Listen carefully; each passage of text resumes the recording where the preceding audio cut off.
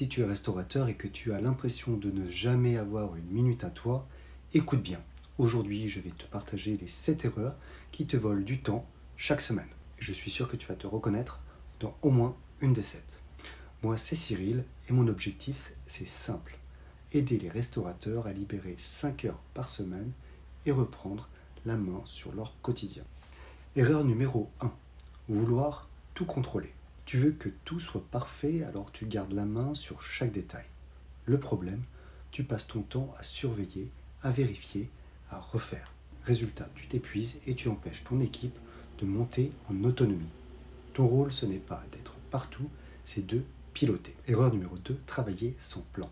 Tu arrives le matin, tu ouvres et tu fonces tête baissée, sauf qu'au lieu de piloter ta journée, c'est la journée qui te pilote. 10 minutes de planification, c'est 1 heure de gagner. Pas de plan est égal à des urgences toute la journée. Erreur numéro 3. Reporter les petites tâches. Tu te dis, je le ferai plus tard. Résultat, tu te retrouves avec une pile de micro-tâches qui te bouffent une demi-journée en fin de semaine. Applique la règle des 2 minutes. Si c'est rapide, fais-le tout de suite. Erreur numéro 4. Réagir au lieu d'anticiper. Un fournisseur qui ne livre pas, un serveur qui annule à la dernière minute, une machine qui tombe en panne. Si tu ne prévois rien, tu es constamment en mode pompier. Et ça te coûte 3 fois plus de temps. Mets en place des checklists et des routines pour anticiper au lieu de subir. Erreur numéro 5. Négliger les outils. Tu refais le planning à la main chaque semaine. Tu rédiges tes commandes à zéro à chaque fois. Sans modèle, tu refais toujours les mêmes efforts. Les bons outils, c'est du temps gagné automatiquement. Erreur numéro 6, déléguer à moitié.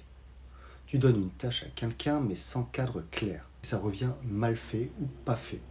Résultat, tu refais derrière et tu perds 2 fois plus de temps.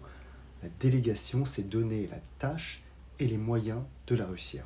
Erreur numéro 7, oublier de prendre du recul. Si tu es tout le temps dans l'action, tu n'as jamais le temps d'analyser ce qui marche ou pas.